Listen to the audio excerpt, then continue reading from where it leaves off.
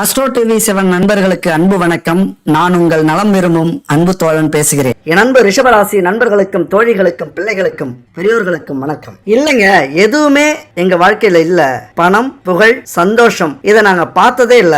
கடைசி வரைக்கும் நாங்க பார்ப்போமா இல்லையா அப்படிங்கிற ஏக்கத்தோட இருந்துகிட்டு இருக்கோம். நாங்களும் ஒரு நாளைக்கு கோடீஸ்வரனா ஆக மாட்டோமா அப்படிங்கிற ஏக்கத்தோட இருக்கிறவங்களுக்கு இந்த வீடியோ கண்டிப்பா ஒரு பொக்கிஷம். பெருமைக்காக சொல்லல, இந்த பிரபஞ்சம் என் மூலியமா உங்களுக்கு சொல்ல நினைக்கிறத சொல்லுது. அவ்வளவுதான். கண்டிப்பா உங்களுடைய நிலையை மாற்றும். இல்லைன்னா உங்களை தூங்க விடாம செய்யக்கூடிய வலிமையாவது இந்த வீடியோவுக்கு இருக்கும். அதனால ஒரு நாள் நீங்களும் முயற்சி பண்ணுவீங்க, உழைப்பீங்க, உங்களாலேயும் முடியும் அப்படிங்கிற நம்பிக்கை உங்களுக்கு வரும். அதனால கடைசி வரைக்கும் இந்த வீடியோ பாருங்க.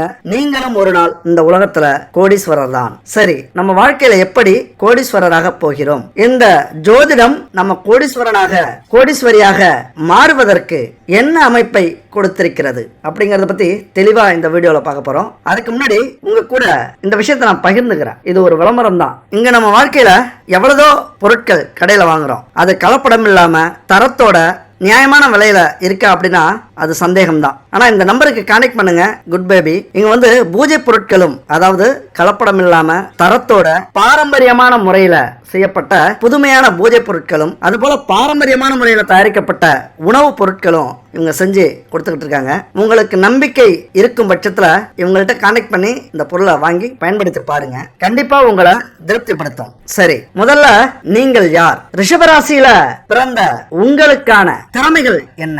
நீங்க எப்படிப்பட்டவர்கள்? இதெல்லாம் உங்களுக்கு ஏற்கனவே தெரியுமா? உங்களுக்குள்ளார திறமைகள் தெரியாமலே நிறைய பேர் இருப்பீங்க. அதனாலதான் இந்த விஷயத்த நம்ம முதல்ல சொல்றது. ரிஷபராசி யார் அப்படின்னா மிகவும் அமைதியானவர்கள். உச்சி மீது வானிடிந்து வீழுகின்ற போதிலும் அச்சம் இல்லாதவர்கள் ரிஷபராசி நண்பர்கள், தோழிகள். அதே சமயத்துல யார் வீழ்ந்தாலும், யாருடைய வாழ்க்கை சிரமத்துக்கு போனாலும், கஷ்டப்பட்டாலும் அரவணைப்பார்கள். முடிஞ்ச வரைக்கும் அவங்கள தூக்கி விடுவாங்க. ஏதாவது ஒரு உதவி பண்ணி அவங்கள மேல கொண்டு வரணும் அப்படின்னு நினைக்கிறவங்க நம்ம ரிஷபராசி நண்பர்களும் தோழிகள். ஆனா யாரும் உங்களை கவனிக்கல, நீங்க கவனிச்சவங்க உங்களை மதிக்கல, நீங்க உதவி செஞ்சவங்க உங்களை உதாசீனப்படுத்துறாங்க அப்படின்னா கண்டுக்கவே மாட்டீங்க. அதை பெருசாக எடுத்து மன வருத்தப்பட மாட்டீங்க. அவரவர்கள் சூழலை அப்படி மனிதர்களை அற்புதமா புரிஞ்சுக்கிற அன்புள்ளம் கொண்டவர்கள் என் அன்பு ரிஷபராசி நண்பர்களும் தோழிகளும். ஏன்னா இந்த புரிதல் எல்லாருக்குமே இருக்குமா அப்படின்னா இருக்காது. சில நேரத்துல கோவப்படுவோம், ஆத்திரப்படுவோம், அவங்கள பழி வாங்கணும் அப்படின்னு துடிப்போம். ஆனா என் அன்பு ரிஷபராசி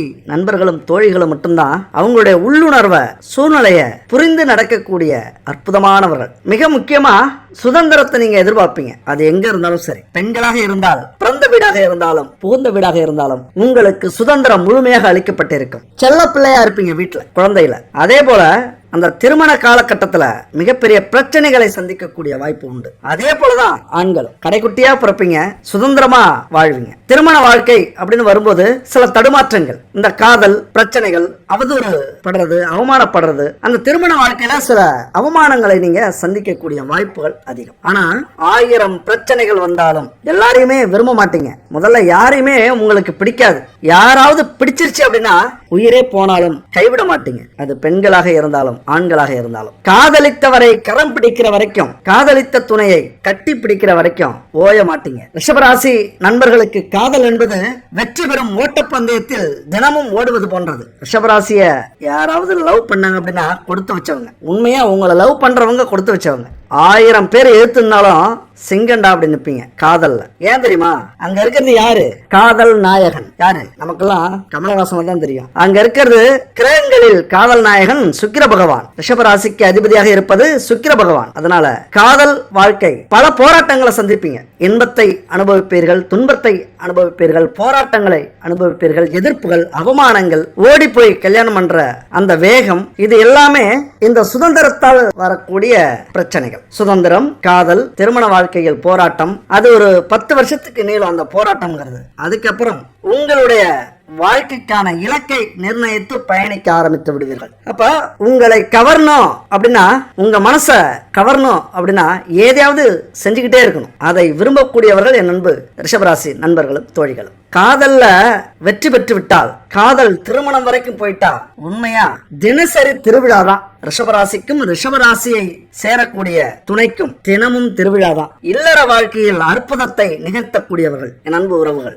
எப்படியாவது அடிச்சு பிடிச்சு பல போராட்டங்களை சந்தித்தாலும், இன்னும் சொல்ல போனா காதலை பிரியக்கூடிய சூழ்நிலை வரும், இன்னொரு திருமணம் செய்யக்கூடிய சூழ்நிலை வரும், இன்னொரு திருமணம் செஞ்சாலும் அடுத்த ஒரு பிரிவு வரும். இப்படி பிரச்சனைகளை சந்தித்து திருமண பந்தத்தில் புகுந்து விட்டால் மீதம் இருக்கும் வாழ்நாள் எல்லாமே அற்புதம் தான் ரிஷபராசிக்கு. ரிஷபத்தை பொறுத்த வரைக்கும் காதல்ல மட்டும்தான் தடுமாற்றம் இருக்கும். ஏன்னா சுக்கிர பகவான் காதல் நாயகன் இல்லையா, அந்த இடத்துல எல்லாருமே தடுமாறிதான் ஆகணும். ரிஷபராசிக்கு மட்டும் விதிவிலக்கல்ல, அவங்க ஸ்பெஷல் காதல்ல. அந்த தடுமாற்றத்தை தவிர வாழ்க்கையில பார்த்தோம்னா அறத்தை உருவமாக கொண்டிருப்பீர்கள். நீதி, நேர்மை, நியாயம், யாருடைய வாழ்க்கையிலும் தலையிட மாட்டீங்க. நம்ம குடும்பம், நம்ம வாழ்க்கை, நம்ம வளர்ச்சி, நம்ம கஷ்டங்கள், நம்முடைய துன்பங்கள், இப்படியே அதை சரியா கடைபிடிப்பீங்க. பிறருக்காகவே தன்னை அர்ப்பணம் செய்யும் இனம் ஒன்று உண்டென்றால் அது ரிஷபராசி தான். சுயநலம் தொடாத பிறவி. மனிதர்களுக்கு மட்டுமல்ல, உயிரினங்களுக்கு கூட உணவளிக்கக்கூடிய குணம் உள்ளது.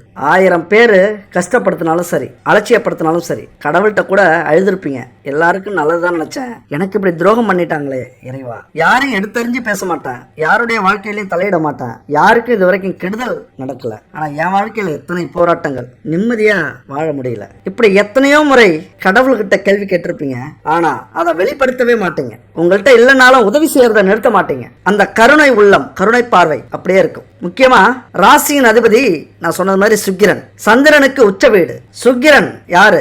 ஆடம்பர வாழ்க்கையை, சுகபோக வாழ்க்கையை கொடுப்பவர். அதனால உங்களால வாழ்க்கையில கண்டிப்பா திருமண வாழ்க்கையை முடிச்சிட்டு அடுத்தது செல்வத்தை சேர்க்கக்கூடிய கோடீஸ்வர யோகத்தை பெறக்கூடிய வாய்ப்பு 99% ரிஷபராசிக்கு உண்டு. ஆனா உங்களுடைய முயற்சியை பொறுத்துதான் இருக்கு. இதெல்லாம் உங்களுக்கு தெரியுமா? உங்க வாழ்க்கையில கண்டிப்பா ஒரு நாள் கோடீஸ்வரராக, கோடீஸ்வரியாக மாறுவீர்கள் அப்படிங்கிற ஒரு விதி இருக்கிறது உங்களுக்கு தெரியுமா? ஆனா எத்தனையோ நாள் இருக்கோ இல்லையோ, நம்ம வாழ்க்கையில அது நடக்குமோ நடக்காதோங்கிற தவிப்பு உங்கள்கிட்ட இருந்துகிட்டே இருக்கும். ஆனா உண்மை என்னன்னா, சுக்கிரன் அதிபதி ஒரு நாளாவது உங்களை உச்சிக்கு கொண்டு போய் வாழ வைக்காமல் அவர் விடமாட்டார். அதிகபட்சம் நீங்க ஒரு செல்வந்தர் வீட்டுல தான், இல்லைன்னா பணத்துக்கே கஷ்டம் இல்லாத வீட்டுல தான் நீங்க பிறப்பீங்க அதிகபட்சமாக. ஆனா இடைப்பட்ட வாழ்க்கையில பல கஷ்டங்களை அனுபவிக்க வேண்டிய சூழ்நிலை. குடும்பம்னு வரும்போது அங்க போராட்டம். அதே நேரத்துல சுக்கிரன் அவர் திசை வரும்போது, அவருக்கான காலகட்டம் வரும்போது உங்களை அப்படியே தூக்கி நிறுத்திடுவார். செல்வ செழிப்போடு வாழ வைத்து விடுவார். ஒரே நாள்ல அதிர்ஷ்டம் கைகூடி ஒரு மேஜிக் நடந்து செல்வ யோகம் வந்து சேரும் அமைப்பு அபூர்வமா சிலருடைய வாழ்க்கையில நிகழும். நினைச்சே பார்த்திருக்க மாட்டாங்க. உங்களை மாதிரி தான் நிறைய பேர்ல பல கோடி பேர் இந்த பூமியில வாழ்ந்துட்டு இருக்காங்க. நினைச்சு பார்க்க முடியாத யோகம் அவங்களுக்கும் வந்திருக்கும். இல்லனா பூர்வீக சொத்துக்கள் மூலியமாகவோ, திடீர் பதவி யோகத்தாலேயோ, அல்லது சீட்டுகள், லாட்டரி சீட்டுகள், அல்லது பங்கு சந்தைகள் மூலியமாகவோ, இப்படி சில பேருடைய வாழ்க்கை சட்டுன்னு மாறி போகும். அப்படியே தலைகீழா மாறி இருக்கும். அதுபோல சிலர் மெல்ல மெல்ல கஷ்டப்பட்டு, துன்பப்பட்டு, துயரப்பட்டு, துரோகங்கள், தோல்விகள் இதெல்லாம் அடைஞ்சு மெல்ல மெல்ல முன்னேறி கோடீஸ்வர நிலையை அடைந்திருக்கிறார்கள். அப்ப இப்படி பலதரப்பட்ட மக்கள் இருக்கும்போது இந்த அதிர்ஷ்ட யோகம், இந்த ஒரு நிலை, இந்த ஒரு கோடீஸ்வர யோகம் நமக்கும் உண்டா, நமக்கும் கிடைக்குமா அப்படிங்கிற ஏக்கத்தோட பார்க்கிற ஒரு குழந்தையா நீங்க இருக்கீங்க. ஒரு குழந்தை மாமரத்துல இருக்கிற மாம்பழத்தை பார்த்து ஏங்குது. ஏன்னா அழகா இருக்கு, கலரா இருக்கு, நாக்குல எச்சு வருது, சாப்பிடணும்னு தோணுது. ஆனா அது உயரமா இருக்கு, அதனால பறிக்க முடியாது அப்படிங்கிற ஏக்கமும் இருக்கு. அந்த மாதிரி தான் என் அன்பு நண்பர்களாலையும் தோழிகளாலையும் இந்த கோடீஸ்வர யோகம் அப்படிங்கிற ஒரு நிலை, கோடீஸ்வரனாக, கோடீஸ்வரியாக மாறக்கூடிய நிலை இருக்குது. அந்த ஒரு ஏக்கம் இருந்துகிட்டே இருக்கும். இப்படி சராசரி வாழ்க்கைக்கே போராடுறோம். இந்த நிலையில நாம எங்க கோடீஸ்வரனா ஆவறது? அந்த அதிர்ஷ்டம், அந்த யோகம் நமக்கு உண்டா அப்படின்னு பல பேருக்கு நம்பிக்கை இல்லாம போயிடுது. ஆனா ஒண்ணு மட்டும் நீங்க புரிஞ்சுக்கணும், அந்த இறைவனின் அருள் இருந்தா, முறையான உழைப்பு இருந்தா, புதிய சிந்தனை இருந்தா, எந்த ஒரு தொழில் மூலியமாகவும் வேலை மூலியமாகவும் கோடீஸ்வரராக நம்மளால முடியும். பல பேருடைய ஜாதகத்துல கோடீஸ்வர யோகம் இருக்கு. இன்னும் சொல்ல போனா இந்த பூமியில பிறந்த அத்தனை பேருடைய ஜாதகத்திலையும் கோடீஸ்வர யோகம் இருக்கு, அது தெரியுமா? ஆனா அதை முறையா நம்ம பயன்படுத்திக்கிறோமா? எந்த நேரத்துல நமக்கு கிடைக்குது அதை முறையா தெரிஞ்சுக்கிட்டு அதுக்கான முயற்சி எடுத்து அதை எது தடுக்குது, அந்த தடையை உடைச்சி நம்ம வெளியில வரமா, கோடீஸ்வர யோகத்தை நம்ம அடையறோமா அப்படிங்கறத பொறுத்து தான் நம்மளால அது முடியும். எல்லாருடைய வாழ்க்கையிலும் நல்ல நேரம் இருக்கு, எல்லாருடைய வாழ்க்கையிலும் அந்த சுகமான ஒரு காலகட்டம் இருக்கு. எல்லாருமே கோடீஸ்வரராக முடியும். ஜாதகத்துல இருக்கிற சிறப்பு அம்சங்களை கண்டுபிடிச்சு அதுக்கேற்றது மாதிரி பல விஷயங்களை கடைபிடிச்சு நாமளும் கோடீஸ்வரராக முடியும். யார் தன்னுடைய வாழ்க்கையில செல்வந்தராகவும் சமூகத்துல நல்ல மதிப்பு மரியாதை கொண்ட நபராகவும் திகழ்வார் அப்படிங்கிற விதி ஜோதிட சாஸ்திரத்தின்படி ஜாதகத்துல இருக்கு. சில கிரக அமைப்புகள் மூலம் நம்ம தெரிஞ்சுக்கலாம். வாய்ப்புகளை சரியா பயன்படுத்த தெரியாமலேயே நம்ம மிஸ் ஆயிடுறோம். அதிர்ஷ்டத்துக்காக காத்திருக்காம அதுக்காக ஏங்குறத விட்டுட்டு நம்ம ஜாதகத்துல எந்த நேரத்துல எந்த துறையில ஈடுபட்டால், எந்த தொழில ஈடுபட்டால், எந்த வேலையில ஈடுபட்டால் அல்லது எந்த நாட்டுக்கு எந்த இடத்துக்கு போனா நம்மளால கோடீஸ்வரராக முடியும் அப்படிங்கறத கண்டறியணும். உண்மையை சொல்லணும்னா உழைக்காம யாருக்கும் எதுவுமே கிடைக்காது. அப்படியே கிடைச்சாலும் அது அதிக நாட்கள், அதிக காலங்கள், அதிக சந்ததியினரை எட்டாது, நிலைக்காது. அப்ப ஒருத்தர் ஏழ்மை நிலையிலிருந்து செல்வந்தராக மாறுகிறார் அப்படின்னா அவர்கிட்ட ஏதோ ஒரு வித்தியாசமான திறமை, கடும் உழைப்பு, புதுவிதமான யோசனை, செயல்பாடு இதெல்லாம் இருக்கு அப்படின்னு அர்த்தம். இதெல்லாம் இருந்தா மட்டும்தான் செல்வந்தராக முடியும். அதோட கொஞ்சம் என்ன இருக்கணும், அதிர்ஷ்டமும் இருக்கணும். என்ன சொல்ல வரோம் அப்படின்னா, அதிர்ஷ்டத்துக்காக நம்ம காத்திருக்கிறத விட்டுட்டு ஏங்கறத விட்டுட்டு இந்த விஷயமெல்லாம் கவனிச்சு நம்ம செயல்பட்டு நம்ம கூட கொஞ்சம் அதிர்ஷ்டத்தையும் உருவாக்கிக்கிட்டோம் அப்படின்னா, அதிர்ஷ்டத்தை எப்படி உருவாக்குறது? அதுதான் கடவுள், அதுதான் ஆன்மீகம், அதுதான் பிரபஞ்சம். அதனுடைய சக்தி நமக்கு கொஞ்சம் கிடைச்சது அப்படின்னா நாமளும் ஒரு நாள் கோடீஸ்வரராக முடியும்.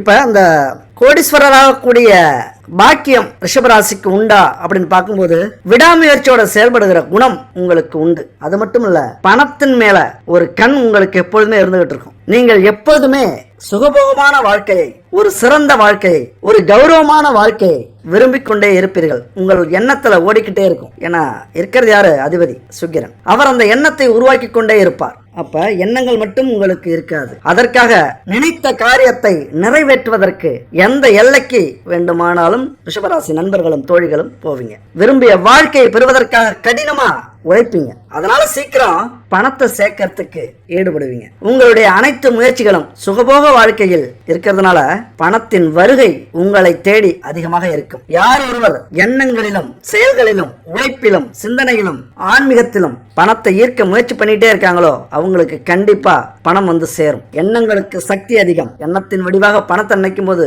அந்த பணத்தை ஈர்த்து கொடுக்கக்கூடிய சக்தி உண்டு. அதனால ரிஷபராசியை பொறுத்த வரைக்கும் பணம் கண்டிப்பா உங்க கைக்கு வந்து சேரும். கொஞ்சம் நஞ்சம் இல்ல, கோடி கோடியாக வந்து செல்லக்கூடிய வாய்ப்பு இருக்கு. இதுக்கு முன்னாடி நான் என்ன சொன்னனோ அதெல்லாம் செய்யும் போது சில நேரத்துல வெற்றி பெற வேண்டும் அப்படிங்கிற ஆர்வத்துல டக்கு டக்குன்னு சில விஷயங்களை செஞ்சிருவீங்க. ரிஷபராசியை பொறுத்த வரைக்கும் முதலில் தோல்விதான். அங்க தோல்வியில தான் பாடத்தை கற்றுக்கொண்டு வலிமையாக எழுந்து நிற்பீர்கள். எத்தனை தோல்விகள் வேண்டுமானாலும் பார்ப்பவர்கள் ரிஷபராசி நண்பர்கள். ஆனா அத்தனை தோல்வியிலும் ஒரு முறை கூட விழுந்து கிடந்ததில்ல. ஒரு நாள் கண்டிப்பா நீங்க ஜெயிப்பீங்க. பல தடைகள் ஏற்படும், அதெல்லாம் கவனிக்க மாட்டீங்க. பல தோல்விகள் பார்த்திருப்பீங்க. ஆனால் அனுபவத்தை கற்றுக்கொண்டு வருகிறீர்கள். அந்த அனுபவத்தை கத்துக்கிறதுனால தோல்விலாம் ஒரு விஷயமே இல்லை. தொடச்சிட்டு போயிட்டே இருப்பீங்க. ராசிக்கு 2ஆம் இடமான வாக்குஸ்தானத்துல புதன் இருக்கிறார். எதையுமே அறிவுபூர்வமாக சிந்திக்கக்கூடிய ஆற்றல் உங்களுக்கு உண்டு. அதனால புதன் யாருன்னா அறிவு, சிந்தனை, எதையுமே சூட்சமமா புரிஞ்சுக்கிறது, அந்த சாமர்த்தியம் உங்களுக்கு உண்டு. அதனால எதிரில் இருக்கிறவங்க எவ்வளவு பெரிய வஞ்சகர்களாக இருந்தாலும், துரோகிகளாக இருந்தாலும், எதிரிகளாக இருந்தாலும் இந்த விஷயத்துல அசால்ட்டா நீங்க சமாளிச்சிருவீங்க. உங்களுக்கு ஒரு பேச்சு போதும் அதை சமாளிக்கிறதுக்கு. அதுபோல உங்கள் முயற்சிக்கு 3வது ஸ்தானமான முயற்சி ஸ்தானம் அதிபதி யாருன்னா சந்திரன். முயற்சி திருவினையாக்கம் அப்படிங்கிற தத்துவம் எப்பொழுதுமே உங்க மனசுல ஓடிக்கிட்டே இருக்கும். அதை செஞ்சு காட்டுவீங்க. அதை பாருங்க, அற்புதங்கள் பாருங்க. சிந்தனையும் சிறப்பா இருக்கு புதன் பகவான். ஆடம்பர வாழ்க்கையும் நீங்க வாழ்வீங்க சுக்கிர பகவான். அதுபோல முயற்சி ஸ்தானத்துல சந்திரன், நினைத்ததை நடத்தக்கூடிய கிரகம். அதுபோல உங்களுக்கு பகைவர்கள் இருக்க மாட்டார்கள் கண்டிப்பா. ஏன்னா உங்களது பேச்சை அந்த பகைவர்களை நீக்கிவிடும். கோபமே வந்தாலும் உங்க பேச்சை கேட்டு அமைதியாயிடுவாங்க. ஏதோ ஒரு நியாயம் இருக்கு அப்படின்னு புரிஞ்சுப்பாங்க. எவ்வளவு பெரிய சூழ்நிலையாக இருந்தாலும் பேச்சால உங்களை சமாளிச்சு உங்களை பாதுகாத்துக்கிற திறன் உங்களுக்கு உண்டு. ஏன்னா புதன் இருக்கிறார். அந்த தந்திரம், தன் பகையை முறியடிக்கும் திறன் உண்டு. ஒரு நாட்டுல தன்னுடைய ஜாதகத்தை பார்க்கணும்னு ஒரு அரசர் விருப்பப்படுறாரு. அப்ப ஒரு ஜோதிடத்தை கூப்பிட்டு ஓலைச்சுவடியை கொடுத்து பார்க்க சொல்றாரு. அந்த ஜோசியர் பார்க்கும்போது குழந்தைங்க இறந்துருவாங்க, பிள்ளைங்க இறந்துருவாங்க, அப்புறம் நீங்களே இறந்துருவீங்க அப்படிங்கிற ஒரு வார்த்தையை சொல்றாப்ல. மோசம் நடக்க போகுது, கெட்டது நடக்க போகுது அப்படிங்கிறாப்ல. உடனே பிடிச்சி ஜெயில போட சொல்றாரு அந்த ஜோசியரை. அடுத்து இன்னொரு ஜோசியர்கிட்ட ஓலைச்சுவடியை கொடுத்து பார்க்கும்போது அந்த ஜோசியர் என்ன சொல்றாருன்னா, உங்க பிள்ளைங்க பொண்டாட்டி அவங்களாம் விட நீங்க அதிக காலம் வாழ்வீங்க அப்படிங்கிறது மாதிரி பலன் சொல்றாப்ல. அப்ப பரிசுகளை கொடுத்து அனுப்புறாங்க. இப்படி என்ன விஷயமோ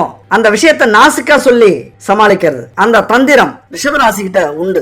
எல்லா விஷயத்திலுமே நேருக்கு நேர் பேசலனாலும் அந்த வார்த்தையால நாசுக்கா புரிய வைக்கக்கூடிய, அடுத்தவர்களுடைய மனம் நோகாத அளவுக்கு, கஷ்டப்படாத அளவுக்கு புரிய வச்ச பதிலடி கொடுக்கக்கூடிய வல்லமை ரிஷபராசி நண்பர்களுக்கும் தோழிகளுக்கும் உண்டு. அதுக்காக எதிரிகளே இல்ல அப்படின்லாம் நினைச்சிடாதீங்க. காரணம், உங்கள் பகைவன் உங்களுக்குள்ளே இருக்கிறான். உங்களை பொறுத்த வரைக்கும் உங்களுக்கு நீங்க தான் எதிரி. உங்க பேச்சு செயல் எல்லாத்துக்கும் நீங்களே எதிரா செயல்பட ஆரம்பிச்சிருவீங்க சில இடத்துல. அதனால பேசும்போதும் செயல்படும் போதும் அதிக கவனம் செலுத்தணும். பல ரகசியங்களை விட்டுருவீங்க, பல உண்மைகளை சொல்றீங்க. இதெல்லாமே உங்களுடைய வளர்ச்சிக்கு தடையா இருக்கும். நான் அந்த வேலை செய்ய போறேன், நான் வெளிநாட்டுக்கு போக போறேன், நான் இந்த கம்பெனில போய் சேர போறேன், இந்த தொழில் செய்யலாம்னு இருக்கேன், இந்த பொண்ணை கல்யாணம் பண்ணலாம்னு இருக்கேன், இந்த கோவிலுக்கு போலான்னு இருக்கேன், இப்படின்னு கூட நீங்க யாருக்கிட்டையும் எதுவும் பேசவே கூடாது, சொல்லவே கூடாது. அங்கிருந்து எதிர்வினைகள், எதிர்மறை சக்திகள் உங்களை வந்து சேரும். ஏன்னா இதை கேட்கறவங்களால பொறுக்க முடியாது. ஏதோ வாழ்க்கையில முன்னேற துடிக்கிறீங்க, ஏதோ ஒரு வழியில அவங்கள விட உயர்ந்து விடுவீங்க,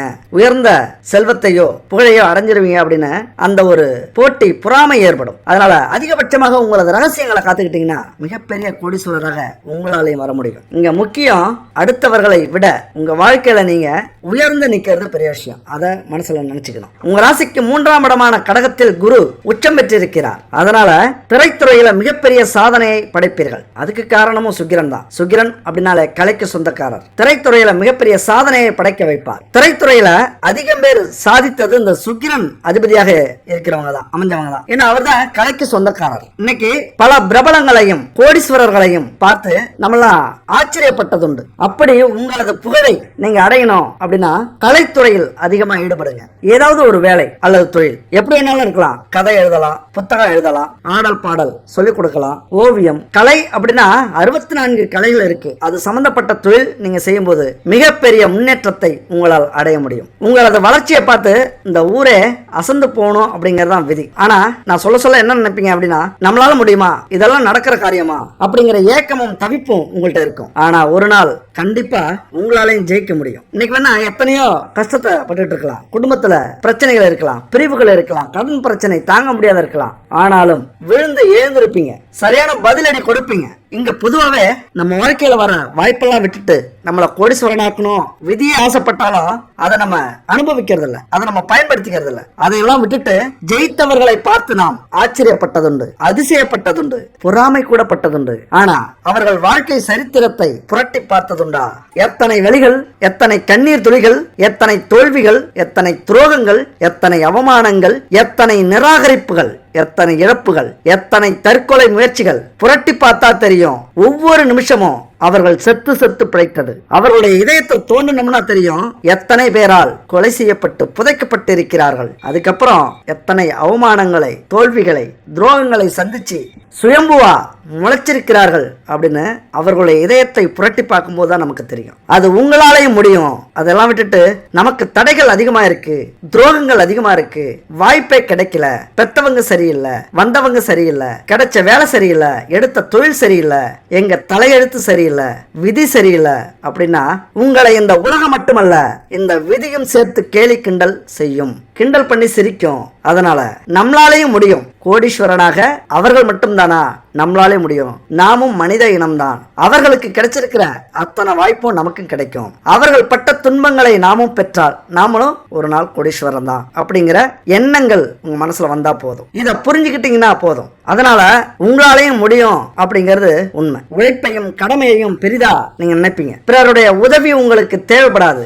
சுயமா வாழ்க்கையில முன்னேறணும் அப்படின்னு பாடுபடுவீங்க. வெற்றி கொடியை நாட்டக்கூடிய வலிமை ரிஷபராசிக்கு பொதுவாகவே இருக்கு. ஏன்னா உங்கள் ராசிக்கு 3ஆம் இடமான கடகத்தில் குரு உச்சம் பெற்றிருக்கிறார். அதனால திரைத்துறையில சாதிக்கலாம். காஸ்மெட்டிக் துறை, அதாவது அழகுக்கலை துறை, ஆன்மீக துறை, உணவுத்துறை, இது போல மிக முக்கியமான துறையில உங்களால சாதிக்க முடியும். அதுபோல தாராளமா ஆடம்பரமான செலவு செய்யறத நீங்க விருப்பப்படுவீங்க. அதுக்கு ஏற்றது மாதிரியே தன வரவுகளும் உங்களுக்கு தாராளமா கிடைக்கும். இளம் வயசுல பணத்துக்காக கஷ்டப்பட்டாலும் வளர வளர சொந்த முயற்சியாலேயே உங்களுக்கு ஏற்ற பண தேவைகளை நீங்க கொண்டு வந்துப்பீங்க. மற்றவங்களுக்கு உதவி செய்யறதுனால பல இழப்புகளை சந்திப்பீங்க. அதனால கடன்களை சந்திப்பீங்க. வீடு, மனை, வண்டி, வாகன யோகம்லாம் உங்களுக்கு விரைவா கிடைக்கல அப்படின்னா காரணம் இதுதான். அடுத்தவர்களுடைய வாழ்க்கையை சுற்றியே உங்கள் பயணம் இருக்கும். அது மட்டும் இல்ல, உங்க கூட பிறந்தவங்களுக்கு நிறைய செய்வீங்க, நல்ல மனசோட செய்வீங்க. ஆனா அது எந்த பயனும் உங்களுக்கு கிடைக்காது. அது உங்க மேல துரோகத்தை தான் கொடுக்கும் அப்படின்னு தெரிஞ்சாலும் பரவாயில்ல, கூட பிறந்தவங்க அப்படிங்கிற ஒரு உணர்வோட உங்கள்கிட்ட இருக்கிற செல்வங்களை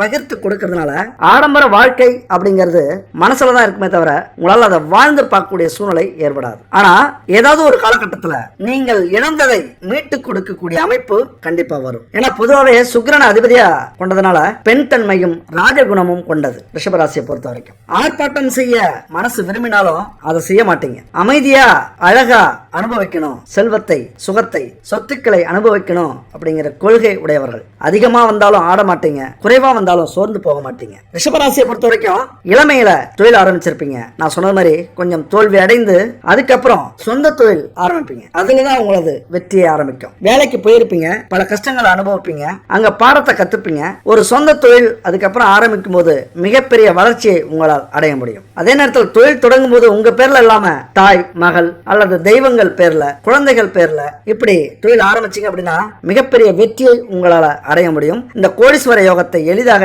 நீங்க அடைஞ்சிருவீங்க. அதுபோல அடுத்தது முக்கியமா உங்க ஜாதகத்தில் நீங்க கவனிக்க வேண்டிய இடம் எதுன்னு பாத்தீங்கன்னா லாபஸ்தானம் எனப்படும் 11ஆம் இடம், 9ஆம் இடம். இந்த ரெண்டுலயும் சூரியன் பலம் பெற்றால் தந்தையாலும், சந்திரன் பலம் பெற்றால் தாயாலும், செவ்வாய் பலம் பெற்றால் நண்பர் கணவர் உடன் பிறப்புகளாலும், புதன் பலம் பெற்றால் மாமனாலும் சொந்த அறிவாலும், குரு பலம் பெற்றால் முன்னோர்கள், அறிஞர்கள், அரசியல்வாதிகள், புத்திரர்கள் அதாவது மகன் மகள் இவர்களாலும், சுக்கிரன் பலம் பெற்றால் மனைவியாலும், சனி ராகு கேது பலம் பெற்றால் வேலையாட்களாலும் நம்ம நல்லதை அனுபவிக்கலாம், நம்ம வாழ்க்கையில முன்னேறலாம். இதுல நீங்க உங்க ஜாதகத்தை ஒரு நல்ல ஜோதிடத்தை எடுத்துட்டு போய் எது பலம் பெற்றிருக்கு அப்படின்னு தெரிஞ்சுங்க. இப்ப நீங்க தேர்ந்தெடுக்கணும் யாரால நம்ம வாழ்க்கையில தொழில முன்னேறுவோம் அப்படின்னு தேர்ந்தெடுக்கணும். எந்த இடம் பலம் பெற்றிருக்கிறது, அப்பாவாலையா, அம்மாவாலையா, நண்பர்களாலையா, கணவராலையா அல்லது மனைவியாலையா, மாமனாலையா, சொந்த அறிவாளா அல்லது முன்னோர்கள், அறிஞர்கள், அரசியல்வாதிகள் அல்லது பிள்ளைங்களாலையா, இப்படி யாரால நம்ம யோகத்தை அனுபவிக்க முடியும் அப்படின்னு ஜோதிடத்துல தெரிஞ்சுங்க, ஜாதகத்தை பார்த்து தெரிஞ்சுங்க.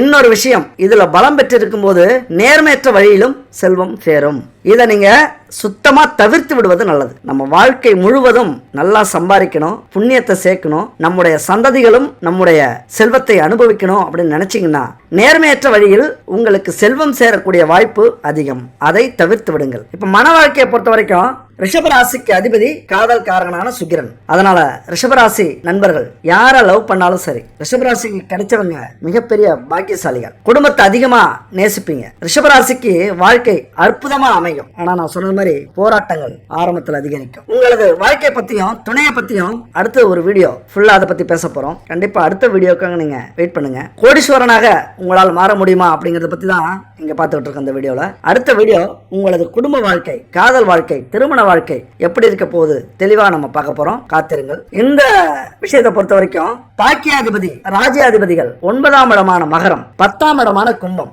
இந்த 2 ராசிகள்லயும் வாழ்க்கை துணை அமைந்தால் பேரின்ப பெருவாழ்வு உங்களால பார்க்க முடியும். ரொம்ப சந்தோஷமா வாழ்வீங்க. அதுபோல மகரம் கும்பம் சிறப்பு அப்படின்னா உங்களுக்கு யாரு செட் ஆக மாட்டாங்க அப்படின்னா தனுசு மேஷம் இவங்க 2 பேரும் செட் ஆக மாட்டாங்க. ஏன்னா அவர்கள் வேகத்துக்கு சொந்தக்காரராக அதிபதிகளை வச்சிருக்காங்க. நீங்க அமைதியா சாதிக்கணும், அப்ப 2 பேருக்கும் செட் ஆகாது. உங்களுக்கு அமைதியா பொருந்தி போகிற கிரகம் எதுன்னு பாத்தீங்கன்னா சனி பகவான். ரொம்ப பொறுமைசாலி. அதனாலதான் மகரம் கும்பம் உங்க வாழ்க்கைக்கு மிக சிறந்த துணையாக இருப்பார்கள். கிரகங்கள் தன்னிச்சையா நமக்கு பலன் கொடுக்காது. இந்த இடத்துல நல்லா புரிஞ்சுக்கங்க. கிரகங்கள் தன்னிச்சையா நமக்கு பலன் கொடுக்காது. ராசியின் தொடர்பில் பலன்களை இறுதி செய்யும். அந்த அளவுக்கு ராசிக்கு ஒரு சிறந்த இடம் இருக்கிறது நம்முடைய ஜாதகத்துல. ஏன்னா ராசி மிக முக்கியமானது. சந்திரன் அமைந்த இடம் ராசியாக அமைக்கப்பட்டு இருக்கிறது. அப்ப கர்மவினை காலத்துடனும், காலம் ராசியுடனும், ராசி பிறந்த நம்முடைய ஜாதகத்துடனும் இணைந்திருக்கும். இப்படி கர்மவினை பிறந்த நம்மோடு இணைய இந்த ராசியின் பங்கு மிக மிக முக்கியம். கர்மவினை நம்ம கூட வந்து சேரணும் அப்படின்னா இந்த ராசி அதிகமான முக்கியத்துவம் வாய்ந்ததாக இருக்கு. அதனாலதான் சொல்றேன், இந்த ராசியை வணங்க வேண்டிய கட்டாயத்துல நம்ம இருக்கோம். யாருமே ராசியை அலட்சியப்படுத்தாதீங்க. எப்போது நீங்கள் பூஜை அறையில பூஜை செஞ்சாலும், கோவில்ல போய் வணங்கினாலும் உங்கள் ராசியை மறக்காதீங்க. முதல்ல குலதெய்வம், அடுத்தது ராசி, அடுத்தது இஷ்ட தெய்வம், இப்படி உங்களது வேண்டுதலை வைங்க. ரிஷபத்தை பொறுத்த வரைக்கும் இந்த மந்திரத்தை சொல்லுங்க. நம்ம வாழ்க்கையில ரொம்ப முக்கியமான விஷயம் எதுனா கடவுள் மாதிரி கிரகங்களும் முக்கியம். அப்ப நம்ம கிரகங்களை போற்றி புகழும் போது அந்த செல்வ வளங்களை நமக்கு கொடுக்கும். வெறும் ரிஷபாய நம அப்படின்னு ராசியை வழிபடுங்க. கோவிலுக்கு போனாலும் சரி, பூஜை அறையில இருந்தாலும் சரி, உங்கள் ராசியை நீங்க வழிபடும் போது அந்த ராசி உங்களுக்கு துணையாக இருக்கும். அடுத்து பார்த்தோம்னா, எப்ப சொந்த தொழில் ஆரம்பிக்கலாம் அப்படின்னா 33 வயசுக்கு மேல உங்களால சொந்த தொழில் ஆரம்பிக்க முடியும். ஏன்னா 10ஆம் இடம் கும்பம், அதன் அதிபதி சனி பகவான். ரிஷபராசிக்கு சனி பகவான் நட்பு வீடு. அப்ப நீங்க செய்யற எந்த ஒரு காரியமாக இருந்தாலும் நல்ல பலனை கொடுக்கும், தொழில மேன்மையை கொடுக்கும். அப்ப சனி பகவான் உங்களுக்கு நல்லது செய்யறதுக்காகவே காத்திருக்கிறார். அப்ப சனிக்கிழமையில நல்லெண்ணெய் தீபம் ஏற்றுங்க, சனி பகவானுக்கு அர்ச்சனை செய்யுங்க. இப்ப நம்ம சொல்ல போற இந்த பரிகாரங்களை முக்கியமா செய்யுங்க. நம்முடைய வாழ்க்கையில எவ்வளவு பெரிய வெற்றியை அடையணும்னாலும் முக்கியமா இறைவன் அப்படிங்கிற ஒரு துணை நமக்கு வேண்டும். யார் நமக்கு நம்பிக்கை துரோகம் செஞ்சாலும் சரி, துணை இல்லாம இருந்தாலும் சரி, இறைவன் துணை இருந்தா போதும். நம்ம வாழ்க்கையில கோடீஸ்வரனாகணும் அப்படின்னா அந்த இறைவனின் துணை வேண்டும். பாண்டவர்களை பார்த்திருப்பீங்க, போர்ல உரிமையை பெற வேண்டும் அப்படிங்கிற கட்டாயம். பல விஷயங்களை இழந்திருப்பாங்க, அதனால போர் வருது. கௌரவர்கள் 100 பேர், அவங்க கூட இருந்தவங்களும் பல ஆயிரம் பேர். பாண்டவர்கள் 5 பேர், அவர்கள் கூட இருந்தது யாரு? கண்ணன் ஒருவனே, இந்த பரமாத்மா. ஆண்டவன் துணையுடன் அறவழியில் செயல்பட்டு இன்னல்களை எல்லாம் கடந்து வெற்றி பெற்றனர் பாண்டவர்கள். அது காரணம் யாரு? கண்ணன் பரமாத்மா. ஒவ்வொரு இடத்திலையும் அவர் கூட நின்னார், துணை புரிந்தார், இன்னல்களை எல்லாம் எளிதாக கடக்க வைத்தார், உலகத்தை புரிய வைத்தார். 1000 பேர் கௌரவர்கள் கூட இருந்து என்ன புண்ணியம்? அங்கு வலிமை இருந்தது, ஆனால் தெய்வத்தின் அருள் இல்லை. இங்கு 5 பேர் தான் பாண்டவர்கள், இங்கு தெய்வத்தின் அருள் இருந்தது, கண்ணன் கூட இருந்தார். அதனால தெய்வ சென்னியத்தின் தொடர்பு மிக மிக அவசியம், தெய்வத்தின் அருள் மிக மிக அவசியம் அப்படிங்கிறத இந்த கண்ணனின் பங்கு வெளிப்படுத்துகிறது. அதனால நம்ம வாழ்க்கையில கோடீஸ்வரன் ஆகணும், முன்னேறணும், எதையுமே சாதிக்கணும், எந்த துன்பங்களில இருந்தும் வெளியில வரணும் அப்படின்னா இறைவன் நம்ம கூட கண்டிப்பா இருக்கணும். அதுக்கு ஒரு எடுத்துக்காட்டு தான் இந்த மகாபாரதம். அப்ப நம்ம மகாபாரதத்துல நம்ம எப்படி போராடிட்டு இருக்கோம்? நம்ம கூட இருக்க போறது எந்த தெய்வம்? அல்லது தெய்வத்தை நம்ப மாட்டேன், உழைப்பால என்னால உயர முடியும், இது யார் தெரியுமா? இது ஒரு கர்வம். யாரு? கௌரவர்களுடைய எண்ணங்கள். கடவுள் அப்படிங்கிறவரும் ஒருத்தன் இல்ல, உழைப்பு ஒண்ணு இருந்தா போதும் அப்படின்னு சொல்றவங்க எல்லாம் 1000 பேர் இல்ல, கோடிக்கணக்கான பேர் துணை இருந்தாலும் அவங்களால ஜெயிக்கவே முடியாது வாழ்க்கையில. இன்னைக்கு உயர்ந்த இடத்துல இருக்கிற அத்தனை கோடீஸ்வரர்களும் தெய்வத்தின் துணை கொண்டு வந்தவர்களாகத்தான் இருக்கும். இதுல யாருமே சந்தேகப்பட வேண்டிய அவசியமே இல்லை. தெய்வத்தின் துணை மிக மிக முக்கியமானது. நமக்கு பஞ்சபூதங்கள் அப்படின்னு கேள்விப்பட்டிருப்பீங்க. பஞ்சபூதங்கள் என்ன? நிலம், நீர், காற்று, ஆகாயம், நெருப்பு. இது பஞ்சபூதங்கள். ஆனா நமக்கு பஞ்சபூத பிரச்சனை இருக்கு தெரியுங்களா? மனுஷன் வாழ்க்கையிலே மிக முக்கியமான பிரச்சனை இந்த 5 பிரச்சனை. என்ன பிரச்சனை? குடும்ப பிரச்சனை, கடன் பிரச்சனை, தொழில் வேலை பிரச்சனை, வழக்கு பிரச்சனை, நோய் பிரச்சனை. இந்த 5 தான் ஒரு மனுஷனுக்கு பெரிய பிரச்சனை, ஒரு மீள முடியாத பிரச்சனையா நினைக்கக்கூடிய பிரச்சனைகள் இந்த 5 பிரச்சனை. இந்த 5க்குள்ளதான் நீங்க எந்த ஒரு துன்பங்களிலும் பிரச்சனைகளிலும் கஷ்டங்களிலும் இருந்தாகணும். அப்ப இந்த பிரச்சனையெல்லாம் தீர்க்கணும் அப்படின்னா தெய்வத்தின் அருள் வேண்டும். பாண்டவர்களுக்கு கிடைத்த கண்ணனை போல் நம்முடைய பிரச்சனை தீர்ந்து நம்முடைய மகாபாரத போரில் வெற்றி பெறணும் அப்படின்னா நமக்கான தெய்வம் கண்டிப்பா தேவை. அப்ப பரிகாரங்கள்ங்கிறது மிக முக்கியம். தெய்வத்தை சந்தோஷப்படுத்தணும் அப்படின்னா பரிகாரங்களும் மிக முக்கியம். தெய்வத்தின் பார்வை நம்ம மேல கிடைக்கணும் அப்படின்னா பரிகாரங்கள் மிக மிக முக்கியம். அலட்சியமே செய்யக்கூடாது இந்த விஷயத்துல. ஏன் பரிகாரங்கள் அப்படின்னா கர்ம வினைகள் தீரணும் அப்படின்னா நமக்கு கஷ்டங்கள் வந்து கர்ம வினை தீரும். அப்ப நம்ம வாழ்க்கையில முன்னேறவே முடியல, ஒரே நிலையில இருக்கும் அப்படின்னா நம்மளா அந்த கஷ்டத்தை அனுபவிக்கிறது தான் பரிகாரம். கஷ்டம் நிறைய வந்திருக்கு, நிறைய அனுபவிச்சிட்டோம் அப்படின்னா அது பாடம். அடுத்தது நல்ல காலம் பிறந்துச்சு அப்படின்னு அர்த்தம். அப்ப நீங்க முயற்சி பண்ணீங்க அப்படின்னா கண்டிப்பா ஜெயிக்கலாம். ஆனா கஷ்டங்களும் இல்ல, சந்தோஷமா இருக்கும், ஆனா வாழ்க்கையில பெரிய இடத்துக்கு வர முடியல, பெரிய லெவலுக்கு போக முடியல அப்படின்னா இந்த பரிகாரங்களை செய்யணும். நாமளா போய் கஷ்டப்படணும். அப்ப நம்மளா கஷ்டப்படணும், அப்படி எதுவுமே செய்யக்கூடாது, தானா நடக்கணும் அப்படின்னா நடக்காது. பூஜைகள், ஆன்மீக பயணம், யாத்திரைகள், அதுபோல கிரிவலம், உண்ணாவிரதங்கள், நம்மளே வருத்திக்க கூடிய பல பரிகாரங்களை நம்ம செய்யணும். அதுக்கு இந்த பரிகாரம் நல்ல பரிகாரமா இருக்கும். இதெல்லாம் முயற்சி பண்ணி பாருங்க. உங்கள் வீட்டில் செல்வம் சேரணுமா? திருமகளின் மகாலட்சுமியின் பார்வையும் குபேரனின் அருளும் சேர்ந்து குறைவற்ற செல்வத்தை கொடுக்கணுமா? அப்ப இந்த எளிய பூஜையை நீங்க செய்யுங்க. ஒரு விஷயம் ரொம்ப முக்கியம். இங்க என்ன முக்கியம் அப்படின்னா உண்மையான பக்தியும் நம்பிக்கையுடனும் இந்த பரிகாரத்தை செய்யுங்க. நான் உண்மையா நம்பிக்கையா இந்த பரிகாரத்தை செய்யறேன் அப்படின்னு உத்தரவாதம் கொடுத்தீங்கன்னா போதும் கடவுள்கிட்ட. உங்க வீட்டுல செல்வ மகளும் குபேரரும் நிரந்தரமாக வாசம் செய்வார்கள். பூஜையை தொடங்குறதுக்கு முன்னாடி சில பொருட்கள் வாங்குறது அவசியம். முதல்ல பூஜை செய்யற நாளை தேர்ந்தெடுத்துக் கொள்ளுங்கள். என்னைக்கு நம்ம பூஜை செய்ய போறோம். தொடர்ந்து 9 வாரம் அல்லது தொடர்ந்து 9 மாதம் என்னைக்கு பூஜை செய்ய போறீங்க அப்படின்னா வெள்ளிக்கிழமை. என்னைக்கு நீங்க பூஜை செய்ய போறீங்க அப்படின்னு முடிவு பண்ணீங்க.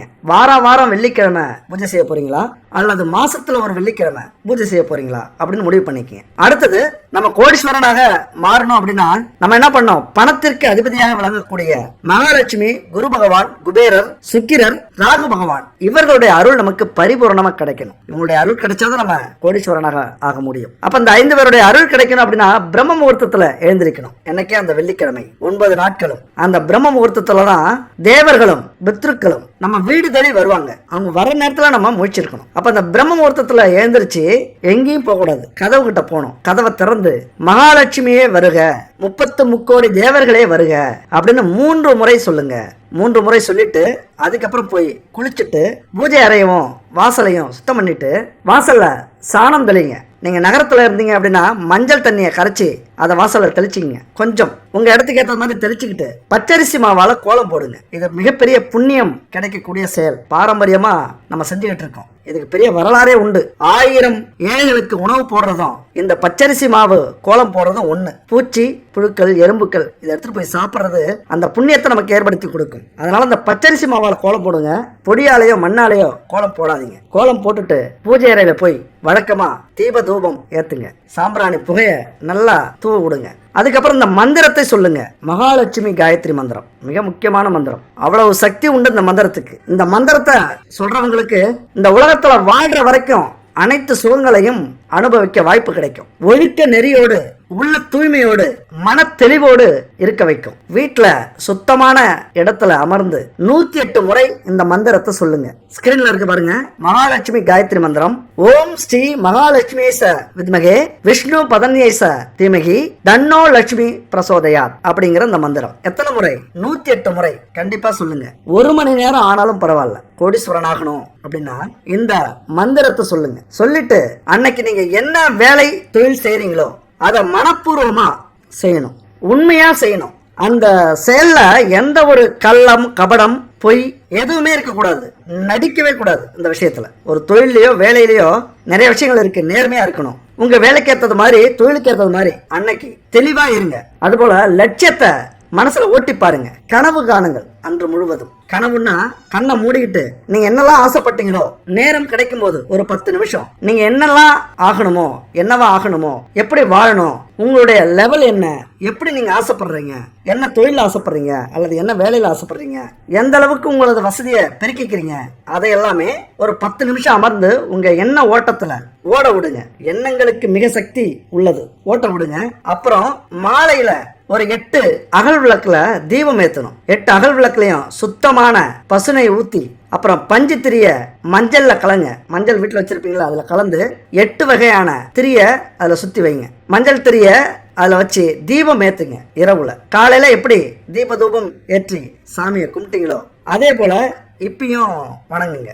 ஒரு நாளைக்கு 108 முறை அப்படிங்கிற அந்த மந்திரத்தை காலையில ஒரு 54 முறையும், இந்த மாதிரி மாலையில ஒரு 54 முறையும் சொல்லலாம். உங்க நேரத்துக்கு ஏற்ற மாதிரி நீங்க பிரிச்சுக்கலாம். அதே போல சொல்லுங்க. இதுல முக்கியமான விஷயம் என்னன்னு பாத்தீங்கன்னா, என்ன பொருள் முக்கியமா தேவைப்படுது நீங்க பயன்படுத்தி ஆகணும் அப்படின்னா நெய்.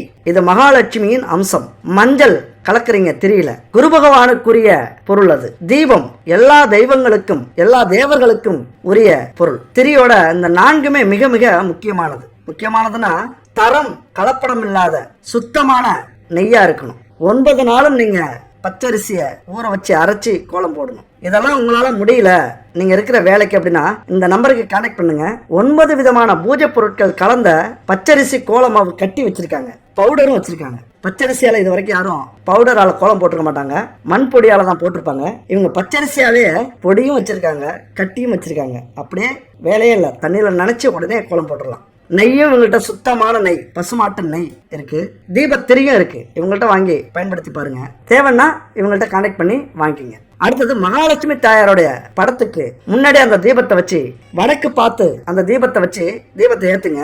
இப்படி 8 தீபத்தையும் ஏத்தணும் அப்படின்னா அஷ்டலட்சுமிகள் எல்லாருமே நம்ம வீட்டுக்கு வந்துருவாங்க. அனைத்து செல்வங்களையும் அள்ளி கொடுப்பார்கள். இதனால கிடைக்கிற பலனை சொல்லணும் அப்படின்னா இந்த வீடியோவை பத்தாது, நிறைய போகும், நிறைய நேரம் ஆகும். வேண்டாம். கண்டிப்பா உங்களை கோடீஸ்வரனாக்கும். ஒரே வரியில சொல்லணும்னா இப்படிதான் சொல்லணும். நீங்க செல்வந்தரியாக மாறுவது நிச்சயம். இந்த 9 நாட்களுக்கு மட்டும் இதை செஞ்சு பாருங்க. அஷ்ட ஐஸ்வர்யங்களும் அஷ்டமா சித்திகளும் இந்த மந்திரத்தை சொல்லி வழிபட்டா கிடைக்கும் அப்படிங்கிறது பல்லாயிரக்கணக்கானவர்களுடைய அனுபவம். இங்க முதல்ல நம்பிக்கை தான் முக்கியம். அடுத்தது நம்முடைய எண்ணங்கள் மிக மிக முக்கியம். அடுத்தது தரமான பொருட்கள் முக்கியம். அப்படி எண்ணங்கள் உறுதியா இருந்தா எதை நம்ம நினைக்கிறோமோ அதை சாதித்து காட்டலாம். நல்ல எண்ணங்களை, நம்பிக்கை எண்ணங்களை, மகிழ்ச்சி எண்ணங்களை திரும்ப திரும்ப நம்ம நினைக்கிறப்ப அது உடனே உழைப்பா மாறும், கனவா மாறும். அதுக்காக நம்ம கஷ்டப்படுவோம். நமக்கான ஒரு ஊக்கத்தை கொடுக்கும், தைரியத்தை கொடுக்கும், தன்னம்பிக்கையை கொடுக்கும். நம்முடைய சக்தி நம்முடைய எண்ணத்தில் தான் இருக்கிறது.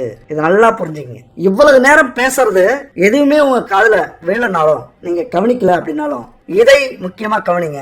எண்ணங்கள் மிக மிக முக்கியமானது. இவ்வளவு விஷயம் சொன்னதையும் நீங்க நம்பினாதான் அடுத்தது உங்க வாழ்க்கையில் நீங்க கோடீஸ்வரராக மாற முடியும். அப்ப எண்ணம், நம்பிக்கை மிக மிக முக்கியமானது. அதனால விழிப்போடு இருங்கள். மனம் அப்படிங்கிற நிலத்துல எதை போடுறோமோ அதுதான் விளையும். அதுல எதை போடணும் அப்படிங்கறத நம்ம சிந்திச்சு போடணும். நம்ம வாழ்க்கையில முன்னேறணும்னா எப்படி வேணாலும் முன்னேறலாம். ஆனா எப்படி முன்னேறணுங்கிற ஒரு கட்டுப்பாடு இருக்கு, ஒரு நீதி இருக்கு, ஒரு நியாயம் இருக்கு. அதன்படி நம்ம முன்னேறணும் அப்படிங்கறதா மிக மிக முக்கியமானது. எப்பொழுதுமே இதை கடைபிடிங்க. உண்மை, உழைப்பு, உதவி, ஆன்மீகம், அதாவது இறைவனை நம்புவது. இதை மட்டும் மனசுல வச்சுங்க. நம்பிக்கையோடு உறுதியோடு முயற்சி பண்ணீங்க அப்படின்னா நீங்களும் ஒரு நாள் கோடீஸ்வரன் தான். எப்பொழுதுமே இறைவன் துணையோட பயணம் செய்யுங்கள். இறைவனை பார்த்து இப்படி கேளுங்க. என்னை எத்தனை துறைகள் வீழ்த்தினாலும், எத்தனை துன்பங்கள் வீழ்த்தினாலும், எத்தனை விதிகள் வீழ்த்தினாலும், என்னை அழ வைக்கவும் விழ வைக்கவும் 1000 பேர் இருந்தாலும் வாழ வைக்க நீ இருக்கிறாய் ஈசனே அப்படின்னு சொல்லிட்டு உங்களது முயற்சியை தொடங்குங்கள். அடுத்த ஒரு அற்புதமான வீடியோல சந்திக்கலாம். நன்றி, வணக்கம்.